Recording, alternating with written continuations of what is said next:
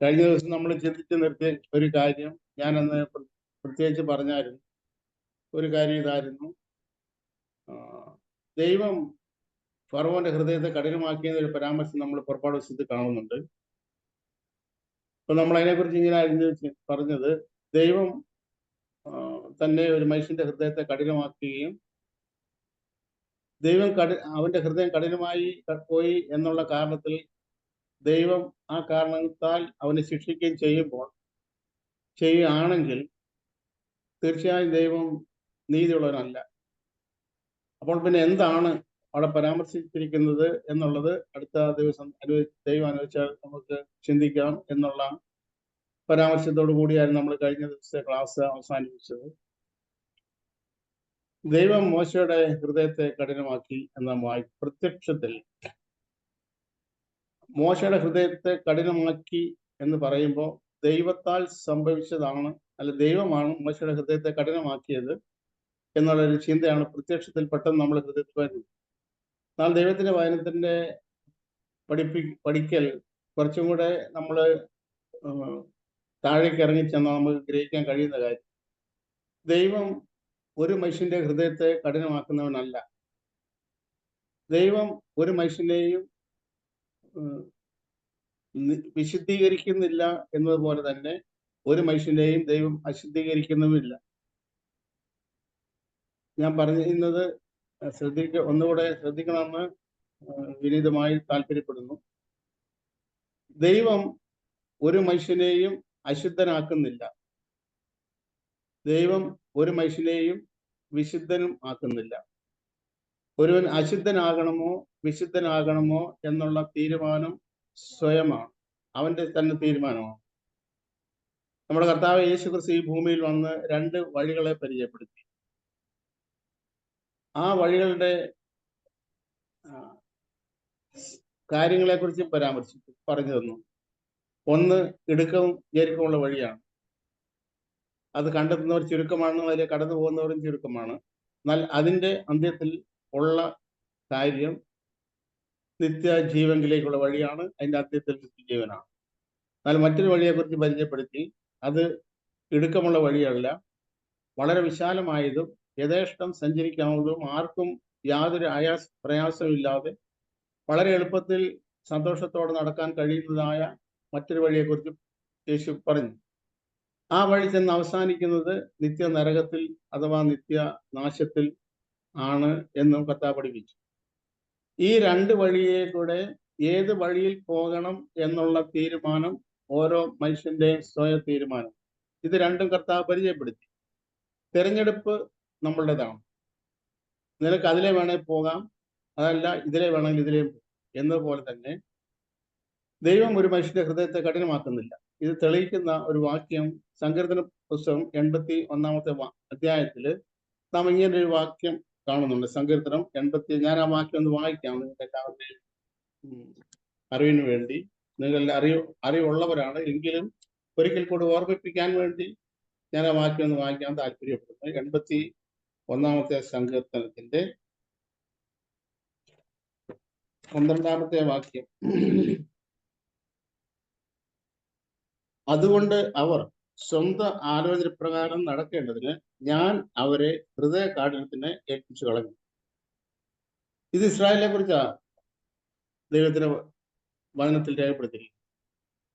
ദൈവം ഇസ്രായേലിനോട് ചട്ടങ്ങളും വിധികളും പ്രമാണങ്ങളും ഒക്കെ കൊടുത്തായിരുന്നു. എന്നിട്ട് പറഞ്ഞു, എൻ്റെ ജനം, ഇവിടെ തന്നെ എഴുതിയിരിക്കുന്നു, എൻ്റെ ജനം എൻ്റെ വാക്ക് കേട്ടനുസരിച്ചെങ്കിൽ കൊള്ളായിരുന്നു. എന്നാൽ അവർ എൻ്റെ വാക്ക് കേട്ടനുസരിച്ചില്ല. എൻ്റെ വാക്ക് കേട്ടനുസരിക്കാതെ അവർ സ്വന്തം മോഹങ്ങൾക്കനുസരിച്ച്, സ്വന്തം താല്പര്യത്തിനനുസരിച്ച് സ്വന്തം വഴി തിരഞ്ഞെടുത്ത് ആ സ്വന്തം വഴിയിൽ കൂടെ അവർ നടന്നു. അങ്ങനെ ആ സ്വന്തം വഴിയിൽ കൂടെ നടക്കേണ്ടതിന് ഞാൻ അവരെ ഏൽപ്പിക്കണം. എന്നുവെച്ചാൽ ദൈവം ഏൽപ്പിച്ചിട്ടല്ല അവർ ആ വഴി നടക്കുന്നത്, അത് അവരുടെ സ്വന്തം വഴികളാണ്. ആ സ്വന്തം വഴിയിൽ കൂടെ ഒരുത്തൻ പോകണം എന്ന് അവന്റെ ഹൃദയത്തിൽ താല്പര്യപ്പെട്ട ആ വഴിയിലൂടെ നടക്കുമ്പോൾ ദൈവം ചെയ്ത കാര്യം, പലപ്പോഴും ദൈവം അവരുടെ മുമ്പിൽ വെച്ച കാര്യം, അവരോട് പ്രവാചകന മുഖാന്തരം അരുളിച്ചെയ്ത കാര്യം, ഈ ദോഷ വഴികളെ വിട്ട് നിങ്ങൾ ദൈവ വഴിയിലേക്ക് വരണമെന്ന് പ്രവാചകന്മാർ മുഖാന്തരം പലപ്പോഴും ദൈവം അരുളിച്ചെയ്തിരുന്നു. എന്നാൽ അവർക്ക് കേൾക്കാൻ മനസ്സില്ലാതെ അവർ സ്വന്തം ആലോചന പ്രകാരം നടന്നു. അങ്ങനെ സ്വന്തം ആലോചന പ്രകാരം നടക്കേണ്ടതിന് ദൈവം അവരെ വിട്ടുകളഞ്ഞു. അത് ദൈവത്തിന്റെ കുഴപ്പമല്ല, സ്വന്തം വഴിയിൽ നടന്നവന്റെ നടക്കാൻ മനസ്സ് വെച്ചവന്റെ കുഴപ്പമാണ്. അപ്പൊ ഇവിടെ അതാ പറഞ്ഞിരിക്കുന്നത്, അവർ സ്വന്തം ആലോചന പ്രകാരം നടക്കേണ്ടതിന് ഞാൻ അവരെ അങ്ങനെ വിട്ടുകളഞ്ഞു, അങ്ങനെ ഏൽപ്പിച്ചു കൊടുത്തു. അവർ സ്വന്തം നിനക്ക് മോനെ, നിനക്ക് ഇങ്ങനെ നടക്കാനല്ലേ താല്പര്യം, ഓക്കെ, നീ അങ്ങനെ തന്നെ നടന്നു, ഒരു നിന്റെ താല്പര്യം അതാണെങ്കിൽ നീ അങ്ങനെ നടന്നു എന്നാണ് ഇതിന്റെ അർത്ഥം. ഫറവോന് ഇസ്രായേലിനെ അവരുടെ അടിമ വേലയിൽ നിന്ന് വിടുവിക്കാൻ ഫറവോന് ഒട്ടും താല്പര്യമില്ലായിരുന്നു. ഫറവോന്റെ താല്പര്യം എല്ലാ കാലത്തും ഇസ്രായേലിനെ അടിമകളായി തന്റെ അടിമ വേലയ്ക്ക് വെച്ചുകൊണ്ടിരിക്കണം എന്നുള്ളതായിരുന്നു ഇസ്രായേലിനെ കുറിച്ചുള്ള ഫറവോന്റെ താല്പര്യം. ആ ഫറവോന്റെ താല്പര്യം, ശരി നീ അങ്ങനെ തന്നെ ചെയ്യ് എന്ന് ഫറവോനോട് ദൈവം ഒരു പെർമിഷൻ കൊടുത്തു. ഫറവോൻ അങ്ങനെ തന്നെ ചെയ്തു. അത് ഫറവോന്റെ ഹൃദയത്തിന്റെ താല്പര്യപ്രകാരം ചെയ്യാൻ ദൈവം അവനെ അതിനുവേണ്ടി വിട്ടുകൊടുത്തു. അതാണ് ഹൃദയ കാഠിന്യത്തിന് ഏൽപ്പിക്കുക എന്ന് പറഞ്ഞാൽ അതിന്റെ അർത്ഥം, ഒരുത്തന്റെ സ്വന്തം വഴിയിൽ നടക്കാൻ താല്പര്യപ്രകാരം, അവന്റെ താല്പര്യപ്രകാരം ദൈവം അവനെ അവന്റെ വഴിയിൽ നടക്കാൻ വിട്ടുകളയുന്നതാണ് ഹൃദയം കാഠിന്യത്തിന് ഏൽപ്പിച്ചു എന്ന് പറഞ്ഞാൽ അതിന്റെ അർത്ഥം. നമ്മുടെ ജീവിതത്തിൽ നമ്മൾ പല സന്ദർഭങ്ങളിലും ദൈവത്തോട് നമ്മുടെ ഉള്ളില് ഒരു ചോദ്യം ഉയർന്നു വരാൻ സാധ്യതയുള്ള ഒരു കാര്യം ഞാൻ കണ്ടിട്ടുണ്ട്, കേട്ടിട്ടുണ്ട്. അത് ഇതാണ്: പല ആളുകളെ സംബന്ധിച്ചിടത്തോളം അവരുടെ ഹൃദയത്തിന്റെ താല്പര്യപ്രകാരം എല്ലാ കാര്യങ്ങളും നടക്കും. അവരുടെ ഭൗതിക സാഹചര്യങ്ങള്, അവരുടെ ശാരീരിക മാനസികമായ സുഖങ്ങള്, അവരുടെ അനന്തര തലമുറകളുടെ കാര്യങ്ങള്, ഇതെല്ലാം വളരെ ഭദ്രമാണ്. അവരുടെ താല്പര്യം എന്താണോ ആ താല്പര്യം പോലെ അവരുടെ ജീവിതത്തിൽ എല്ലാം സംഭവിക്കുന്നു. ഇത് കാണുമ്പോൾ പലപ്പോഴും ദൈവമക്കൾ എന്ന് പറയുന്നവർക്ക് പോലും തെറ്റായ ഒരു ധാരണ വന്നുകൂടാൻ സാധ്യതയുണ്ട്. ആ സാധ്യത എന്ന് പറയുന്നത്, ദൈവം അവർക്കെല്ലാം ചെയ്തു കൊടുക്കുന്നുണ്ട്, ദൈവമല്ല. എന്നാൽ എനിക്ക് എൻ്റെ ഹൃദയത്തിന്റെ താല്പര്യപ്രകാരം അല്ല എൻ്റെ ആഗ്രഹപ്രകാരം ഒന്നും നടക്കുന്നു. അങ്ങനെ എൻ്റെ ഹൃദയത്തിന്റെ താല്പര്യപ്രകാരം ഒന്നും നടക്കുന്നില്ല, വേറെ ഹൃദയത്തിന്റെ താല്പര്യപ്രകാരം അവനെല്ലാം നടക്കുന്നു എന്ന് കാണുമ്പോൾ ഈ വചനം നമ്മൾ വളരെ ശ്രദ്ധയോടെ ഓർക്കേണ്ടത് ആവശ്യമാകുന്നു എന്ന് ഒരു എളിയ സൗരൻ എന്ന നിലയ്ക്ക് ഞാൻ നിങ്ങളോട് ബുദ്ധി ഉപദേശിക്കും. കാരണം അവരവരുടെ താല്പര്യപ്രകാരം ജീവിക്കുന്നത് ദൈവം അവരോട് കാണിക്കുന്ന കരുണയുടെയും സ്നേഹത്തിന്റെയും എല്ലാം പ്രത്യക്ഷമായ തെളിവാണ് എന്ന് ഒരിക്കലും നമ്മൾ തെറ്റായി ധരിക്കരുത്. എന്നാൽ നേരെ മറിച്ച് ഒരുവന്റെ ഹൃദയത്തിന്റെ താല്പര്യപ്രകാരം അവന് മുന്നോട്ട് പോകാൻ ദൈവം വിടാതിരിക്കുന്നത് ഒരു പക്ഷേ അവനോട് കാണിക്കുന്ന കരുണയുടെയും ദയയുടെയും അടയാളമായിരിക്കാം. പലപ്പോഴും മനുഷ്യരെ സംബന്ധിച്ച് ഈ ബൈബിളിലുള്ള മനുഷ്യരെ കുറിച്ച് അവരുടെ ചരിത്രങ്ങള് സൂക്ഷ്മതയോടെ പഠിച്ചാൽ ഈ ഒരു സത്യം നമുക്ക് ഗ്രഹിക്കാൻ കഴിയും. പലപ്പോഴും എല്ലാ സമയത്തും എന്ന പോലെ തന്നെ അവരവരുടെ താല്പര്യത്തിനനുസരിച്ചല്ല ദൈവ മനുഷ്യരെ നടത്തും. നേരെ മറിച്ച് ദൈവത്തിന്റെ താല്പര്യം അനുസരിച്ചാണ്. അപ്പൊ എൻ്റെ താല്പര്യം അനുസരിച്ച് ഞാൻ ജീവിക്കാൻ മനസ്സ് വെച്ചപ്പോൾ എൻ്റെ താല്പര്യപ്രകാരം ജീവിക്കാൻ ദൈവം എന്നെ വിട്ടുകളഞ്ഞു എന്നുള്ളതാണ് പ്രത്യേകാഠിന്യം എന്ന് പറഞ്ഞാൽ അതിന്റെ താല്പര്യം. ഇപ്പൊ മോശ പലപ്പോഴും ഫറവോന്റെ അടുത്ത് പറഞ്ഞായിരുന്നു, ഇസ്രായേൽ വിട്ടയക്കണം. പക്ഷെ ഇസ്രായേലിനെ വിടുവിക്കാൻ ഫറവോന് താല്പര്യമില്ലായിരുന്നുകൊണ്ട് 9 ബാധകൾ ഫറവോന്റെ ജീവിതത്തിൽ ദൈവം അയച്ചു. ഈ ഓരോ ബാധകൾ കഴിയും തോറും ഫറവോന്റെ ഹൃദയം ഒന്നുകൂടെ ഇവരെ വിടാതെ വണ്ണം കഠിനപ്പെടുക എന്നല്ലാതെ ദൈവത്തിന്റെ താല്പര്യപ്രകാരം ഫറവോൻ തന്റെ ഹൃദയത്തെ ദൈവത്തിന് ഏൽപ്പിച്ചു കൊടുത്തില്ല. എന്നാൽ 10ാമത്തെ ഒരു കടിഞ്ഞൂൽ സംഹാരം എന്ന് നമ്മൾക്ക് എല്ലാവർക്കും അറിയാവുന്ന ഒരു സംഭവം ദൈവത്തിന്റെ നിർദ്ദേശപ്രകാരം മോശ അവിടെ നടത്താൻ ഇടയായി. അതാണ് നമ്മുടെ ഈ 15ാം അധ്യായത്തിന്റെ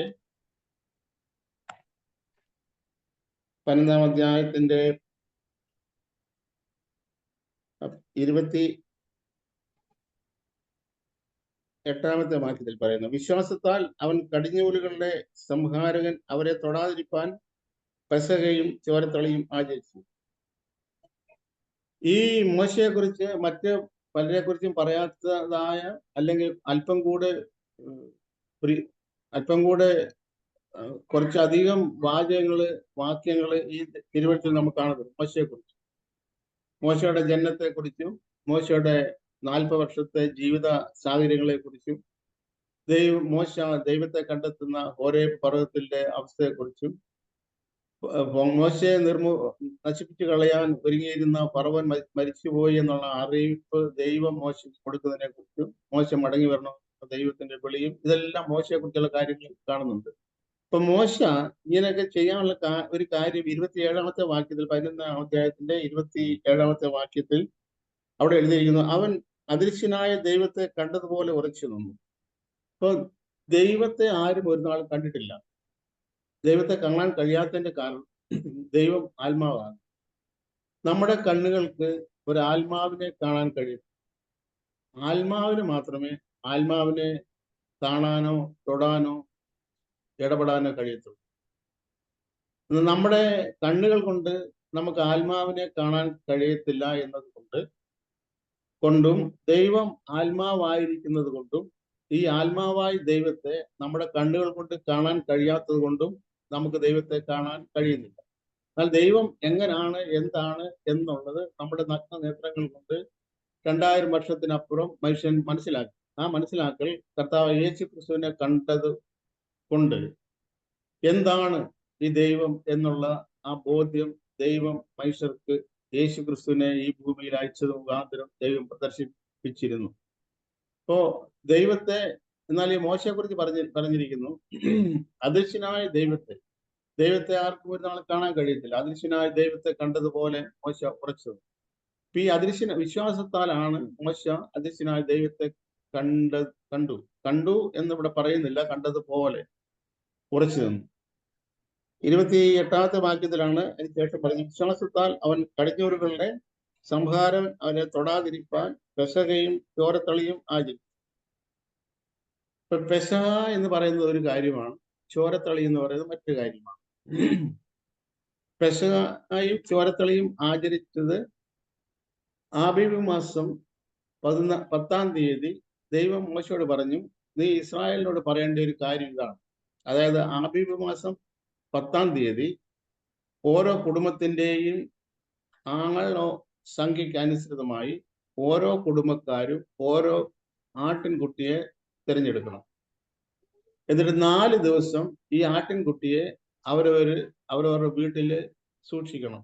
വീട്ടിൽ സൂക്ഷിക്കുക എന്ന് പറഞ്ഞാല് ഇതിന് തീറ്റയും വെള്ളവും എല്ലാം കൊടുത്ത് ഇതിനെ സൂക്ഷിക്കുക എന്നുള്ള രീതിയിലല്ല അവിടെ പറഞ്ഞിരിക്കുന്നത്. നേരെ മറിച്ച് ഇതിനെ അവര് പരിശോധിക്കണമായിരുന്നു. ഈ 4 ദിവസവും ഈ പെസഹ കുഞ്ഞാടിനെ പരിശോധിച്ചതിന് ശേഷം ആബീബ് മാസം 14-ാം തീയതി വൈകുന്നേരത്ത് ഇവരിതിനെ അറക്കണമായിരുന്നു. 4 ദിവസം സൂക്ഷിച്ച ആടിനെ 4-ാമത്തെ ദിവസം സന്ധ്യാസമയത്ത് അറുക്കണം. ഈ 4 ദിവസം എന്നുള്ളത് ഈ അറുക്കപ്പെട്ട ഈ പെസഹ കുഞ്ഞാട് ക്രിസ്തുവായിരുന്നു എന്ന് അപ്പോസ്തലനായ പൗലോസ് കൊരിന്ത്യർ ലേഖനത്തിൽ എഴുതിയിരിക്കുന്നു. നമ്മുടെ പെസഹ കുഞ്ഞാടും അറുക്കപ്പെട്ടിരിക്കുന്നു ക്രിസ്തു തന്നെ. അപ്പൊ ഈ പെസഹ കുഞ്ഞാട് അറുക്കപ്പെടുന്ന പെസഹ കുഞ്ഞാട് യേശു ക്രിസ്തുവിന്റെ നിഴലായിരുന്നു. അപ്പൊ അങ്ങനെ അറുക്കപ്പെടാൻ വേണ്ടി ഈ ആടിനെ 4 ദിവസം സൂക്ഷിച്ചിരുന്നു. ദൈവത്തിന്റെ കണക്കിൽ മനുഷ്യന്റെ 1000 വർഷം ഒരു ദിവസം പോലെ എന്നൊരു പരാമർശം ദൈവവചനത്തിൽ കാണുന്നുണ്ട്. അങ്ങനെയെങ്കിൽ ഈ 4 ദിവസം എന്ന് പറയുന്നത് 4000 വർഷം ആണ്. കർത്താവ് യേശു ക്രിസ്തു മനുഷ്യൻ പാപം ചെയ്തത് മുതൽ 4000 വർഷമായപ്പോഴാണ് യേശു ക്രിസ്തു ഈ ഭൂമിയിൽ വന്ന് ഒരു യാഗമായി തീർന്നത് എന്നുള്ള സത്യം നമുക്കറിയാം. അപ്പൊ ഇതിന്റെ ഒരു സൂചനയാണ് 4 ദിവസം ഇതിനെ സൂക്ഷിക്കണം. 4 ദിവസം സൂക്ഷിക്കുക മാത്രമല്ല 4 ദിവസം ഇതിനെ ഒബ്സർവ് ചെയ്യണം. എന്തെങ്കിലും ഊനമുണ്ടോ കുറവുണ്ടോ എന്ന് പരിശോധിക്കണമായിരുന്നു. അപ്പൊ ഈ കർത്താവ് യേശു ക്രിസ്തുവിനെ ഈ ഭൂമിയിൽ വരുന്നതിന് മുൻപ് മുതൽ തന്നെ യേശു ക്രിസ്തുവിനെ പരിശോധിച്ചിരുന്നു എന്ന് ദൈവത്തിന്റെ വചനത്തിൽ നാം കാണുന്നു. ദൈവത്തിന്റെ വചനം നാം ഇങ്ങനെ കാണുന്നു, ഇതാ ഞാൻ ശോധന ചെയ്തൊരു കല്ലും മൂലക്കല്ലുമായി വിലയേറിയ കല്ല് സിയോനിൽ ഇട്ടിരിക്കുന്നു. അപ്പൊ സിയോനിൽ ഇട്ടിരിക്കുന്ന ആ കല്ല് പരിശോധിക്കപ്പെട്ടതാണ്. അത് വിലയേറിയ കല്ലാണ്, അത് മൂലക്കല്ലാണ്, അത് പരിശോധിച്ച കല്ലാണ്. അപ്പൊ പരിശോധിച്ചതിന് ശേഷമാണ് സിയോനിൽ ഒരു കല്ല് മൂലക്കല്ലായിട്ട് ഇടുന്നത്. എന്ന് മാത്രമല്ല, യേശുക്രിസ്തു ഈ ഭൂമിയിൽ വന്നതിന് ശേഷം പറയുന്നു, പിശാച് യേശുവിനെ പരീക്ഷിച്ചു. പിശാചും 40 ദിവസം യേശുക്രിസ്തുവിൻ ഉപവസിച്ചു. ഈ 40 ദിവസം ഉപവസിച്ച സമയത്തൊന്നും പിശാച് യേശുവിന്റെ അടുക്കൽ വന്നില്ല. 40 ദിവസം കഴിഞ്ഞപ്പോൾ അവന് വിശന്നു എന്നാണ് ദൈവത്തിന് എഴുതിയിരിക്കുന്നത്. അപ്പൊ ഈ 40 ദിവസം യേശുവിന് വിശപ്പുണ്ട ഒന്നും തോന്നിയില്ല എന്ന് നമുക്ക് അനുമാനിക്കാം. 40 ദിവസം കഴിഞ്ഞപ്പോൾ അവന് വിശന്നു. 40 ദിവസം കഴിഞ്ഞപ്പോൾ വിശന്നപ്പോഴാണ് പിശാച് യേശുവിന്റെ അടുക്കൽ ചെല്ലുന്നത്. നമ്മുടെ ജീവിതത്തിലും പിശാച് എപ്പോൾ നമ്മുടെ അടുത്ത് വരണം എന്ന് പിശാചിന് അറിയാം. ആ സമയത്താണ് പിശാച് നമ്മളെ പരീക്ഷിക്കാൻ വേണ്ടി, നമ്മളെ കെണിയിൽപ്പെടുത്തുന്നതിന് വേണ്ടി നമ്മുടെ അടുക്കൽ വരാൻ ഇടയുള്ളത്. അപ്പൊ ഇങ്ങനെ യേശുവിനെ പിതാവായ ദൈവം പരിശോധിച്ചു, പിശാച് പരിശോധിച്ചു, സന്നിധി സംഘം പരിശോധിച്ചു, ഇസ്രായേൽ സഭ മുഴുവൻ പരിശോധിച്ചു. എന്ന് മാത്രമല്ല, പീലാത്തോസ് യേശുവിനെ പരിശോധിച്ചു.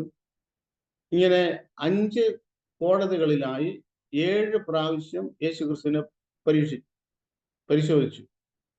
ഈ 5 കോടതികളിലെയും പ്രഖ്യാപനം ഇവനിൽ കുറ്റമൊന്നും തെളിയിക്കാൻ ഒരു കോടതിക്ക് കഴിഞ്ഞില്ല. ഇവനിൽ കുറ്റമില്ല. അവസാനമായി അന്ത്യമായ പീലാത്തോസിന്റെ വിധി ഇങ്ങനായിരുന്നു: ഇവനിൽ ഞാൻ ഒരു കുറ്റവും കാണുന്നില്ല, എന്നാൽ നിങ്ങൾ അവനെ ക്രൂശിക്കുക. പീലാത്തോസ് യേശുവിന്റെ വിസ്താര സമയത്ത് പീലാത്തോസ് അവസാനമായി ചെയ്ത കാര്യം, പീലാത്തോസ് കുറച്ച് വെള്ളം എടുത്ത് തന്റെ കൈ കഴുകി, ആ കഴുകലിലൂടെ താൻ പറഞ്ഞത് ഇങ്ങനെയാണ്: ഈ നീതിമാന്റെ രക്തത്തിൽ എനിക്ക് പങ്കില്ല. ഉടനെ അവിടെ കൂടിയിരുന്ന മുഴുവൻ യഹൂദന്മാരും ഉച്ചത്തിൽ പറഞ്ഞു, അവന്റെ രക്തം ഞങ്ങളുടെ മേലും ഞങ്ങളുടെ മക്കളുടെ മേലും വന്നുകൊള്ളട്ടെ എന്ന് പറയാനിടയിൽ. യേശുക്രിസ്തു ക്രൂശ് വഹിച്ചോണ്ട് പോയ സമയത്ത് യേശുക്രിസ്തുവിന്റെ ഈ പീഡനങ്ങളും പ്രയാസങ്ങളും കണ്ട് ദൂരത്ത് നിന്ന് യേശുവിനെ കണ്ടിട്ടുള്ള ഇസ്രായേൽ സ്ത്രീകൾ മാറത്തടിച്ച് നിലവിളിച്ചു. അപ്പോൾ യേശു പറയുന്നൊരു കാര്യമുണ്ട്: യെരൂശലേം പുത്രിമാരെ, നിങ്ങൾ എന്നെ ചൊല്ലി കരയണ്ട, നിങ്ങളെയും നിങ്ങളുടെ മക്കളെയും ചൊല്ലി കരയും. അപ്പോ യേശു പറഞ്ഞത്, നിങ്ങൾ എന്നെ ചൊല്ലി കരയണ്ട. എന്താ കാരണം? ഞാൻ പിതാവിന്റെ ഇഷ്ടമാണ് ചെയ്യുന്നത്. അതുകൊണ്ട് ഞാൻ പിതാവിന്റെ ഇഷ്ടം പൂർണ്ണമായി പൂർത്തീകരിക്കുന്ന പ്രക്രിയയിലായിരിക്കുന്നതുകൊണ്ട് അത് ഓർത്ത് നിങ്ങൾ കരയണ്ട. പക്ഷെ നിങ്ങൾ കരയണം. എന്തിനെ കുറിച്ച് കരയണം? നിങ്ങളെയും നിങ്ങളുടെ മക്കളെയും ചൊല്ലി കരയും. യേശു പറയാനുള്ള ഒരു കാരണം, പല കാരണങ്ങളിൽ ഒരു കാരണം, യേശുവിന്റെ വിസ്താര സമയത്ത് യഹൂദന്മാരിങ്ങനെ പറയുണ്ടായി: അവന്റെ രക്തം ഞങ്ങളുടെ മേലും ഞങ്ങളുടെ മക്കളുടെ മേലും വന്നുകൊള്ളട്ടെ എന്ന്.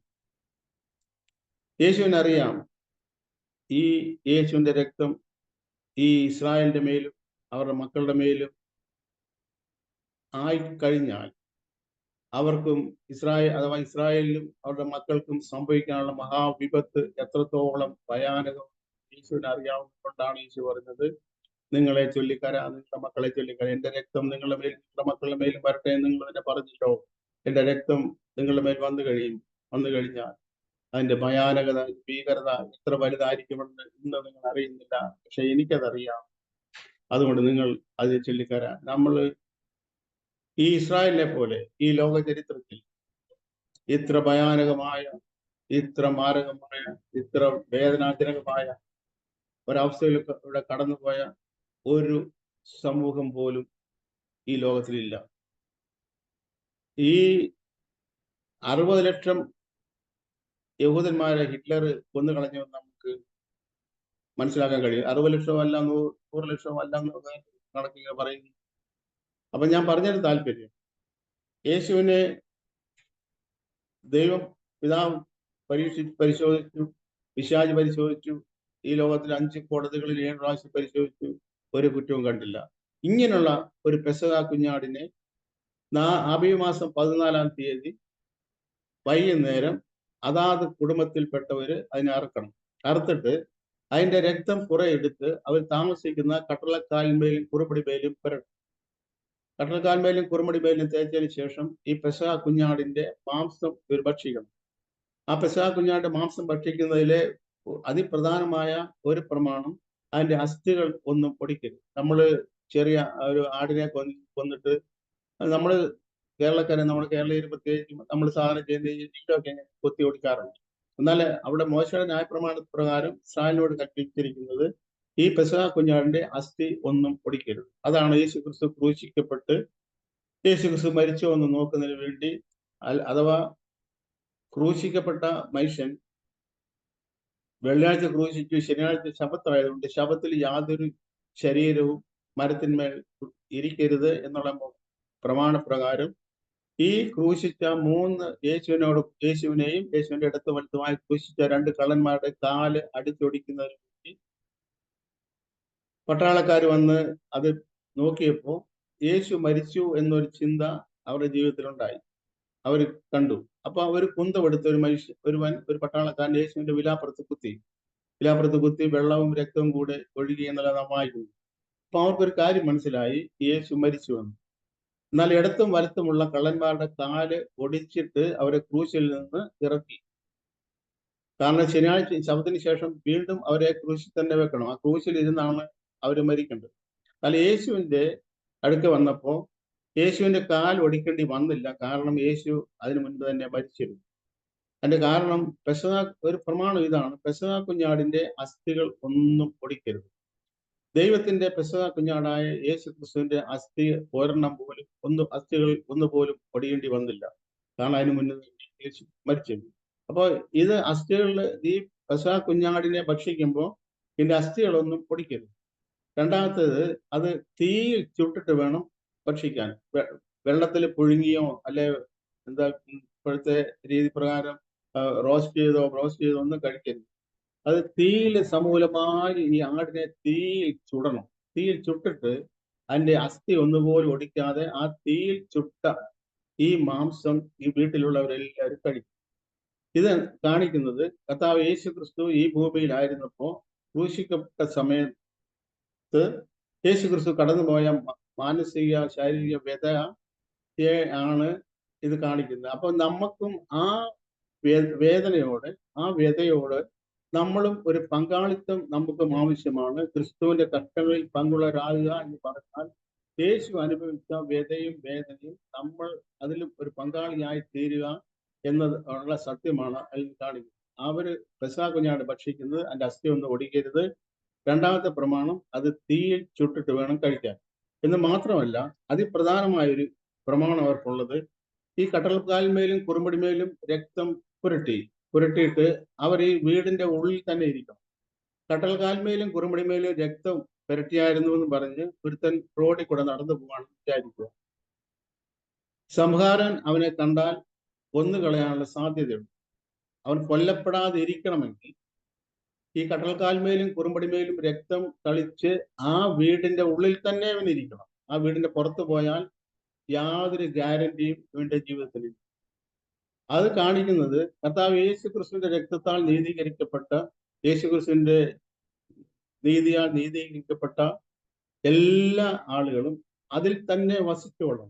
ഒരിക്കലും അതിൽ നിന്ന് അവിശ്വാസത്താൽ പുറത്തു പോയി കഴിഞ്ഞാൽ ആ മനുഷ്യന് ഈ സംഹാരദൂതന്റെ അഥവാ ഈ മരണത്തിൽ നിന്നുള്ള വിടുതലിന് യാതൊരു ഗ്യാരണ്ടിയും. അപ്പൊ ഇങ്ങനെ മോശയുടെ ഈ പ്രമാണപ്രകാരം ഇവര് എന്ത് ചെയ്തു? ഇവര് ആബേൽ മാസം 14-ാം തീയതി ആടിനെ അറുത്തു, കട്ടൽക്കാൽമേലും കുറുമടിമേലും രക്തം പുരട്ടി അവര് അതിൻ്റെ ഉള്ളിലിരുന്നു. അർദ്ധരാത്രിക്ക് സംഹാരം കടന്നു വന്നു. രക്തം കണ്ട വീടുകളെല്ലാം പിടിഞ്ഞുപോയി. അല്ലാത്ത എല്ലാ വീടുകളിലും മനുഷ്യന്റെയും മൃഗങ്ങളുടെയും കടിഞ്ഞൂലുകൾ എല്ലാം സംഹരിക്കപ്പെട്ടു. ഇതിനെയാണ് കടിഞ്ഞൂൽ സംഹാരം എന്ന് പറയുന്നത്. അവിടെ നമ്മൾ ശ്രദ്ധിക്കേണ്ട ഒരു കാര്യം, ഈ ആബേൽ മാസം 14-ാം തീയതി വൈകുന്നേരം ഈ ഫറവോനും ഒരു മോശയുടെ മോശയുടെ പ്രമാണപ്രകാരം, മോശ പറഞ്ഞ പ്രകാരം ഒരാടിനെ അറുത്ത് അതിന്റെ രക്തം കട്ടലക്കാൽമേലും കുറുമ്പടിമേലും പുരട്ടി ആ വീടിന്റെ ഉള്ളിൽ ഇരുന്നു കൊണ്ട് ഈ പെസഹ കുഞ്ഞാടിനെ മോശ പ്രകാരം ഇവരും തിന്നുകായിരുന്നു എന്ന് സങ്കല്പിക്കുക. ഫറവോൻ നിശ്ചയമായും ഈ ഫറവോന്റെ വീട്ടിൽ സംഹാര ദൂതൻ കടക്കത്തില്ല.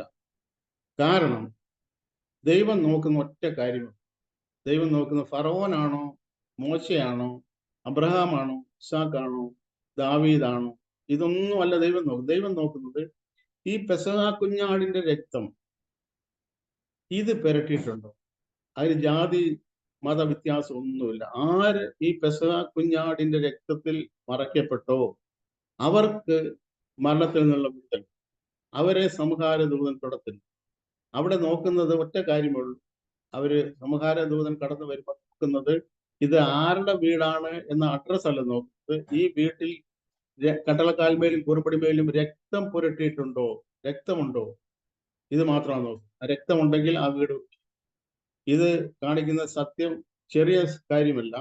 ഏത് മനുഷ്യനും യേശുക്രിസ്തുവിന്റെ രക്തത്താൽ മരണത്തിൽ നിന്നുള്ള വിടുതലും ഉണ്ട് എന്നുള്ള സത്യം ദൈവം അന്ന് തന്നെ ഈ കാര്യത്തിൽ കൂടെ വളരെ ഉച്ചത്തിൽ പ്രഖ്യാപിക്കുകയായിരുന്നു. അതുകൊണ്ട് ഏത് മനുഷ്യൻ, ആർക്കും, എത്ര വലിയ പാപിയാണ്, ഏത് വർഗത്തിലോ വർണ്ണത്തിലോ പെട്ടവനാണെങ്കിലും യേശുക്രിസ്തുവിന്റെ രക്തത്തിൽ ആശ്രയിക്കുന്ന ഒരുത്തനും നശിച്ചു പോകത്തില്ല. എന്ന് മാത്രമല്ല, നമുക്കറിയാമല്ലോ, ദൈവം നരകം ഒരുക്കിയത് മനുഷ്യന് വേണ്ടി ഇടപിശാചിന് വേണ്ടി. എന്നാൽ ഒരു മനുഷ്യൻ പോലും നരകത്തിൽ പോകുന്നത് പാപം ചെയ്തു എന്നതുകൊണ്ടല്ല. പാപം ചെയ്ത മനുഷ്യൻ നരകത്തിൽ പോകുമായിരുന്നുവെങ്കിൽ ഈ പറയുന്ന ഞാനും കേൾക്കുന്ന നിങ്ങളും അപ്പോസ്തലനായ പൗലോസും പത്രോസും ഇങ്ങനെ ദൈവ വചനത്തിൽ രേഖപ്പെടുത്തിയിരിക്കുന്ന അതിവിശുദ്ധരായി പ്രഖ്യാപിച്ചിരിക്കുന്ന ഒരു മനുഷ്യൻ പോലും ദൈവരാജ്യത്തിൽ പ്രവേശിക്കത്തില്ല. എല്ലാവരും നരകത്തിലേ പോകത്തില്ല. കാരണം ദൈവത്തിന്റെ വചനം ഇങ്ങനെ പറയും, ദൈവം ഇങ്ങനെ പ്രഖ്യാപിച്ചിരിക്കുന്നു, ഒരു വ്യത്യാസമില്ല, എല്ലാവരും ഒരുപോലെ പാപം ചെയ്ത് ദൈവ തേജസ്സില്ലാത്തവരായിത്തീരും.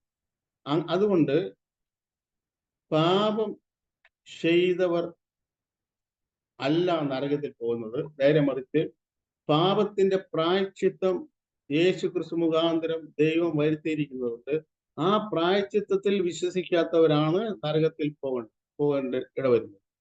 പാപം ചെയ്തതുകൊണ്ടല്ല, നേരെ മറിച്ച് പാപത്തിന്റെ പരിഹാരത്തിന് വേണ്ടി ദൈവം ഒരുക്കി നിർത്തിയിരിക്കുന്ന യേശുക്രിസ്തുവിൽ വിശ്വസിക്കാത്തത് കൊണ്ടാണ് ഏത് മനുഷ്യനും നരകത്തിൽ പോകാൻ ഇടവരുന്നത്.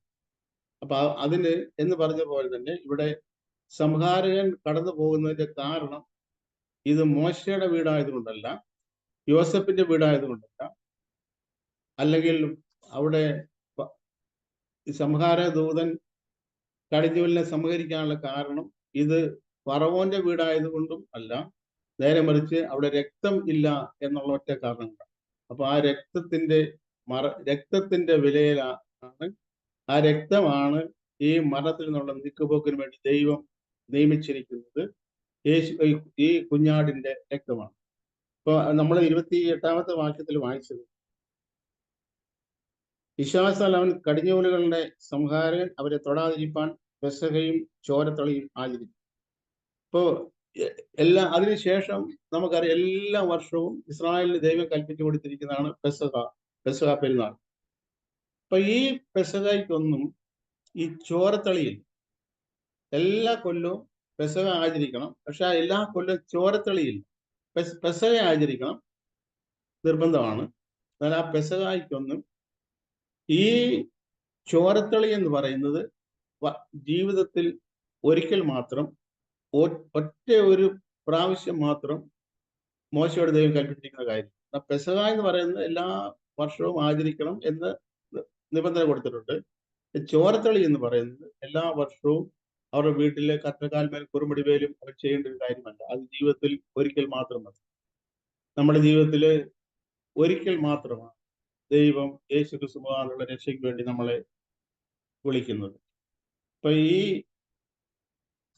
കാര്യം വളരെ ആഴത്തിൽ നമ്മുടെ ഹൃദയത്തിൽ, നമ്മുടെ ക്രിസ്തീയ ജീവിതത്തിന് ഉതകത്തക്ക രീതിയിൽ പതിയണം എന്ന് ദൈവം ആഗ്രഹിക്കുന്നു. ഇതിന് മുന്നോട്ടുള്ള കാര്യങ്ങൾ ദൈവം അനുവദിച്ചാൽ നമുക്ക് അടുത്ത ദിവസങ്ങളിൽ ചിന്തിക്കാം. ദൈവം നമ്മളെല്ലാവരെയും സമൃദ്ധിയായി അനുഗ്രഹിക്കുമാറാകട്ടെ.